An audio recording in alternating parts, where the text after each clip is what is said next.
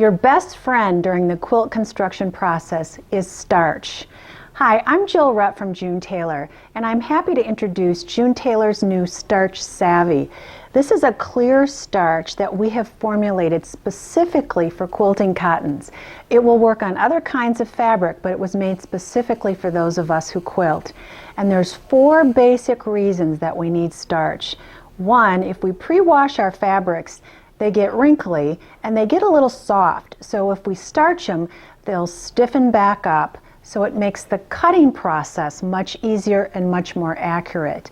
It also helps in the sewing process because it holds your fabrics nice and stiff, holds them together nice and stiff, and they won't have a tendency to dip down into those feed dogs. They'll glide nicely over the bed plate.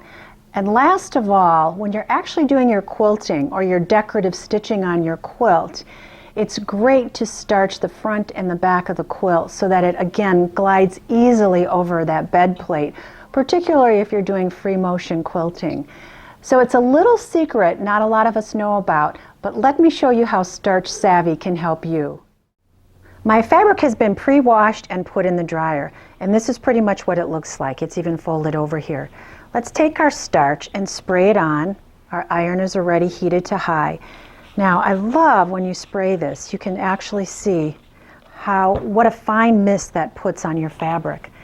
And then what you want to do is just give it a couple seconds and wait. Let that starch really soak into the fabric and soak into the fibers, because that's what's going to give you a really good result. And you notice as I'm pressing here, it's not only taking out all the wrinkles, but it's actually putting a little bit of the sizing back in that might have been lost during the washing process.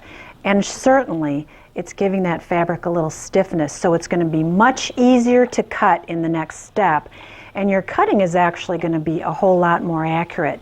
So remember, what we want to do is spray it on. Let me move this up and show you another section here. Let's spray it on. Give it a second to soak in. That should be enough time, and then go ahead and start your pressing. This will prepare your fabric for cutting better than anything.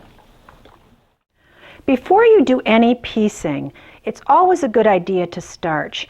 So go ahead and put right sides together. We're making half square triangles, so we're starting out with a square today. So put right sides together and then spray your starch on first. Let me just get this nice and straight. Spray your starch on first, and then let it sit for a second so that it soaks into the fibers, and then press with your hot iron. This is going to accomplish 2 things.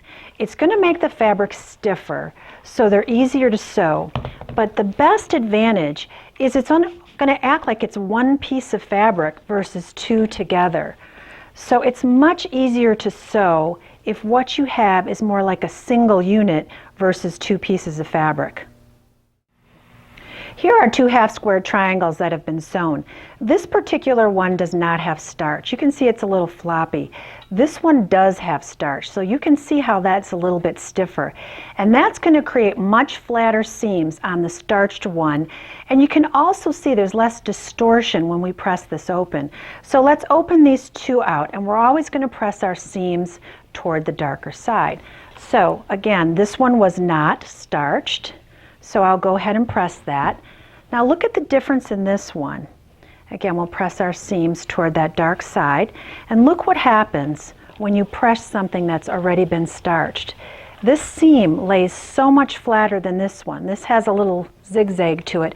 This is perfectly flat, and that'll work to your advantage when you're actually putting your quilt together. And notice that there's just absolutely no distortion. This is a perfect square that's turned into our half square triangles. When you're doing your quilting or decorative stitching, always use starch on the front and the back. Not only will that help stiffen and hold those fabrics, your quilt sandwich, straight, but it's also going to help the quilt glide over your bed plate much easier. And that's a huge help when you're doing free motion quilting. Let's not forget our binding. Binding will be much easier to apply to a quilt if it has been pressed and starched. That is going to give it the stiffness that it needs to really sew well around the outside of your quilt. So spray it, let it sit for a minute, and then go ahead and press it. And that will be the perfect finish to your binding. Try Quilter Starch Savvy on your next project. I think you'll be thrilled with the results.